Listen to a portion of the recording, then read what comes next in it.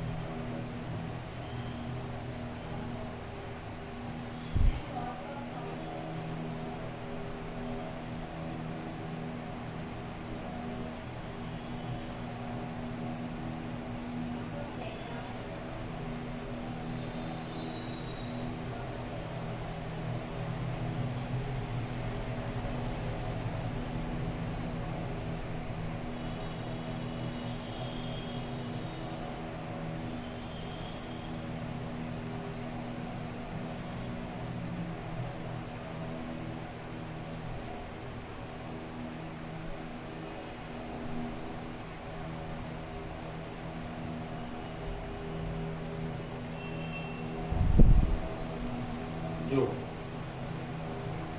આ વોક છે જેમાં કોઈ બંધન નથી, એજ રિપીટ થાય, વર્ટેક્સ રિપીટ થાય.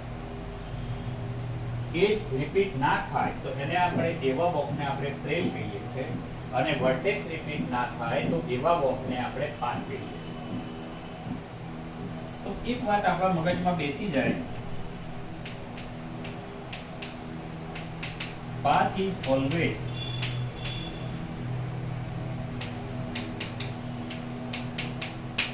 ટ્રેલ. કારણ કે જો વર્ટેક્સ રિપીટ નથી થતા તો એજ રિપીટ નથી થવાની. But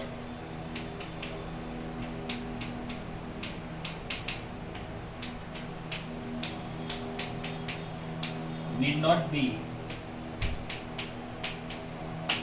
a path.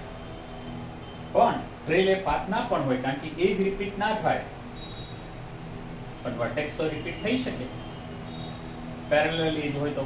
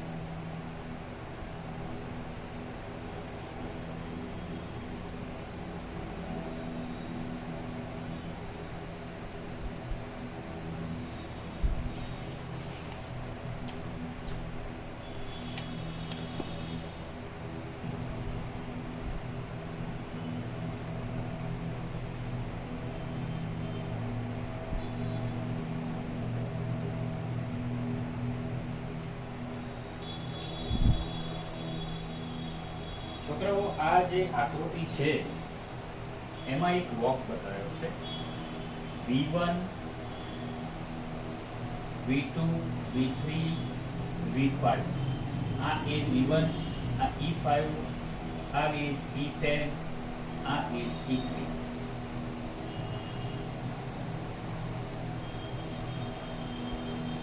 V1 E1 V2 એટલે અહીંયાથી આમ ગયા E5 V3 એટલે અહીંયા ગયા પાછા E5 V2 એટલે પાછા આવ્યા પછી E3 દ્વારા V5 ગયા તો V1 થી V5 સુધીનો આ વોક છે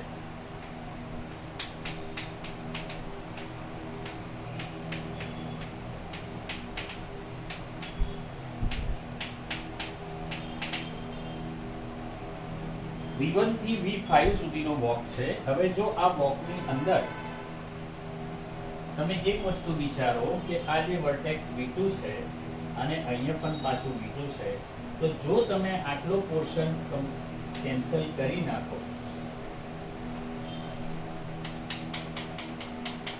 તો તમને શું મળે V1 E1 V2 E3 V5 V2 છે ને એ કેન્સલ કર્યો આપણે એટલે જે વસ્તુ રિપીટ થાય છે એ કેન્સલ કરીએ છીએ તો હવે શું મળે તમને જુઓ V1 E1 V2 E3 V5 this is V1 to V5 path આ વોક હતો જો આમાં કોઈ વર્ટેક્સ રિપીટ થતા નથી તો આવું એક આપણે થિયરમ કરવા જઈ રહ્યા છે પહેલા આ જોઈ લો તમે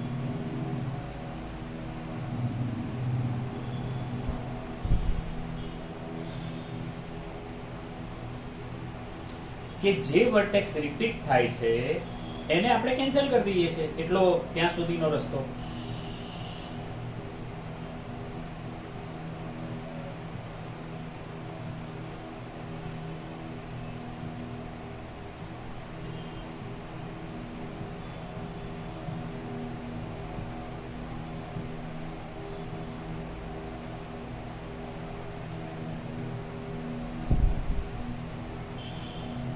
આની અંદરથી આપણને એ વાત મળે છે કે કોઈ પણ વોક હોય ને એમાં રિપીટ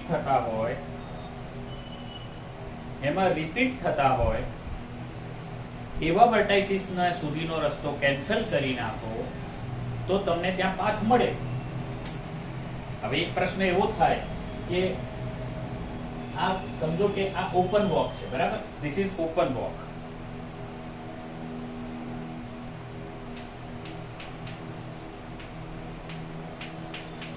આ ઓપન વોક છે કેમ કારણ કે V1 એ શરૂ થાય છે અને V5 એ પૂરું થાય છે જો એ ક્લોઝ વોક હોત એટલે કે V1 એ ચાલુ થઈને V1 પર જ પતત તો આપણે ખાલી એક જ ટપકું લેત V1 નું જ બાકી બધું કાઢી નાખત તો એક પોઈન્ટ સાથે શું થાય કે પાથ થાય ટ્રિવિયલ પાથ થાય ઠીક છે clear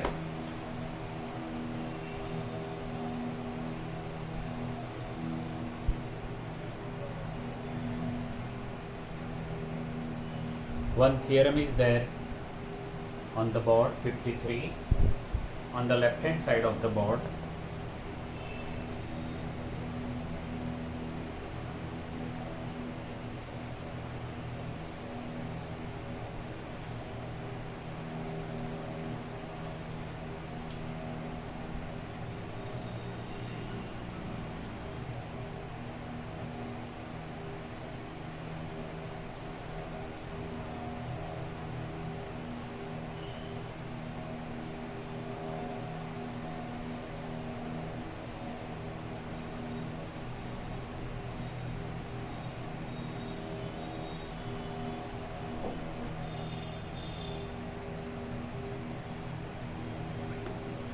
Through that given any two vertices U and V of a graph G, every U to V walk contains a U to V path. મેં તમને અહીંયા જે વાત કરી છે ને છોકરાઓ એ જ આપણે પ્રૂવ કરવા જઈ રહ્યા છે ઠીક છે but in general let's start through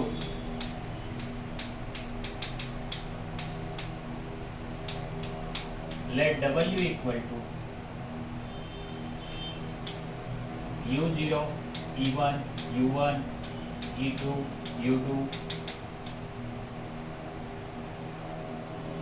UN minus 1, En, Un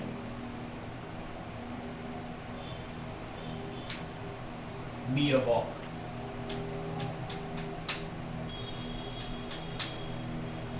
With U0 is U and UN is B. આપણે એવા નામ આપ્યા છે.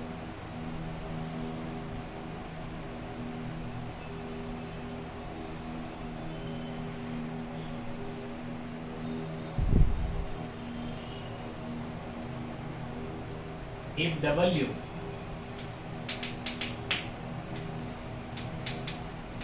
is a closed walk,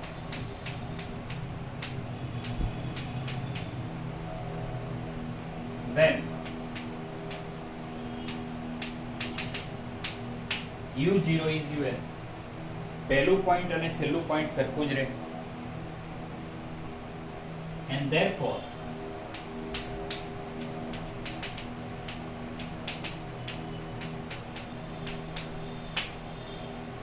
is a path. તો એ પાથ કહેવાય એક જ પોઈન્ટનો. બરાબર છે, આપણે પહેલા ચર્ચા કરી છે. આ હું રિપીટ કરું છું.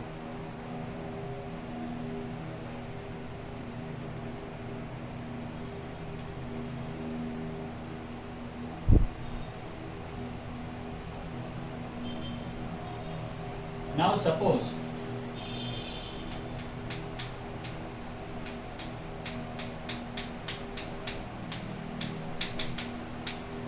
U0 is not equal to UN.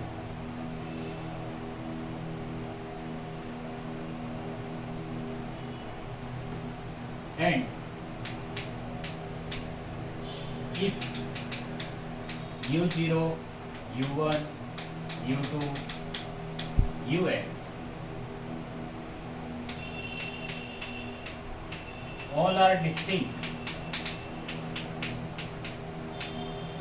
then W is a path. જો બધા જ વર્ટેક્સ અલગ છે, પહેલું ને છેલ્લું તો અલગ છે, અને એમાં જો બધા જ વર્ટેક્સ અલગ છે તો W જાતે પાથ છે. વિચારો, કારણ કે વર્ટાઇસીસ should be different means walk is a path.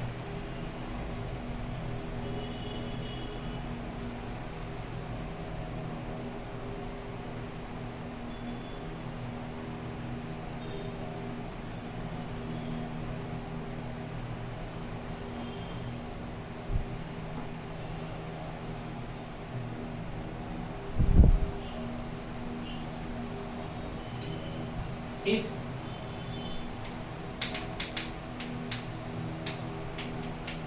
two vertices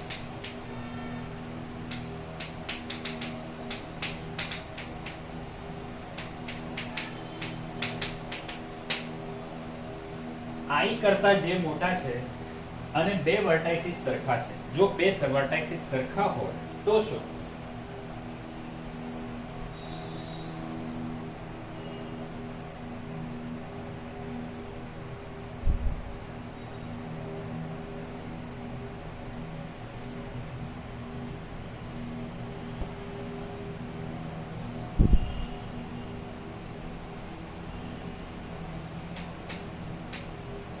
Then delete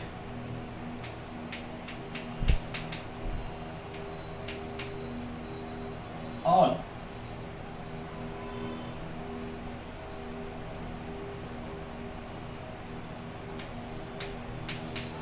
walk up to UI plus 1 to UJ minus 1.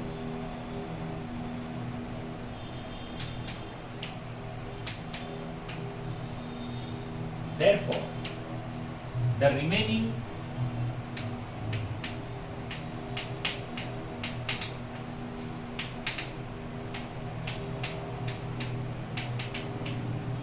is a shorter walk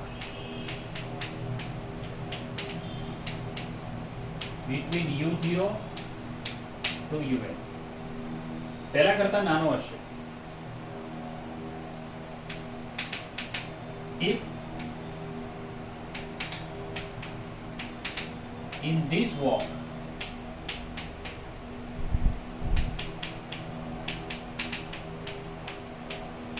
vertices are not repeated,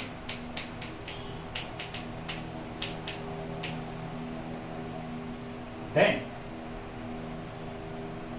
જો આ વોક ની અંદર વર્ટાઇસીસ repeat નથી થતા તો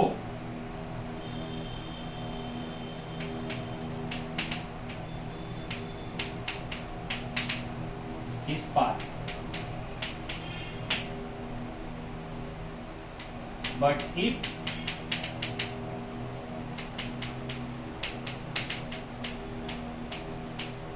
vertices are repeated,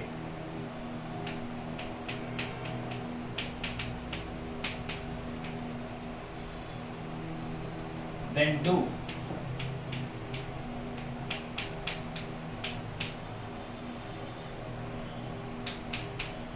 procedure same as above. We do the same procedure.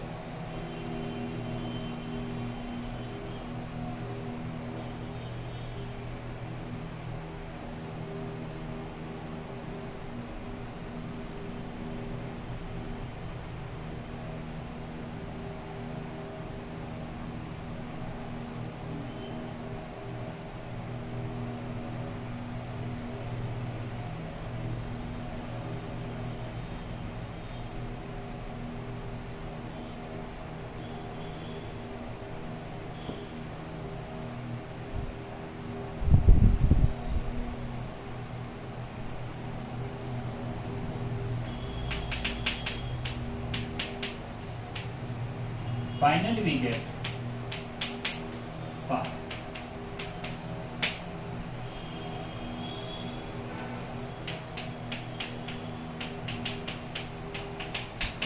This is end of the proof. બાજુમાં ઉદાહરણ આપણે પહેલા લીધું છે એની જ આ વાત આગળ કરી છે, સેમ ટુ સેમ છે, ધ્યાનથી જુઓ.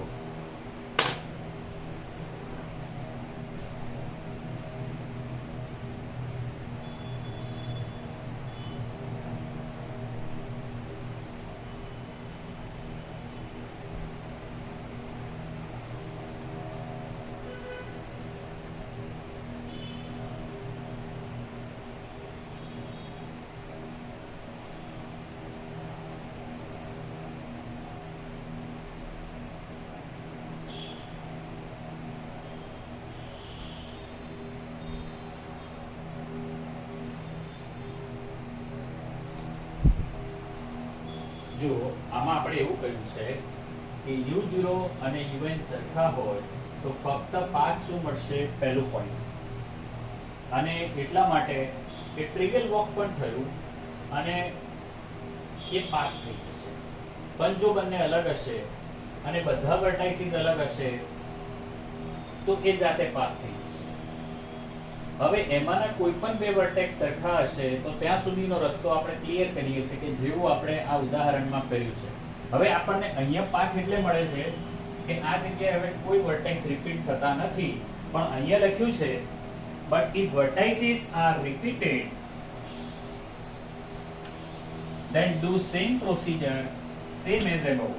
એટલે જો અહીંયાથી પણ તમને હજી પાથ ના મળે અને કોઈ પણ બે વર્ટેક્સ સરખા હોય તો ત્યાં સુધીનો રસ્તો પાછો આની જેમ ડિલીટ કરવા, આ એ લખ્યું છે. અને એટલા માટે કહી શકીએ કે ફાઇનલી આપણને પાથ મળે, કારણ કે આ સાયકલ છે એ ફાઇનાઇટ સાયકલ મીન્સ કે આ પ્રોસિજર છે એની અંદર વર્ટાઇસીસની સંખ્યા ફાઇનાઇટ છે. ધ્યાનથી જુઓ. I stop this lecture here. See you in the next lecture. Thank you very much.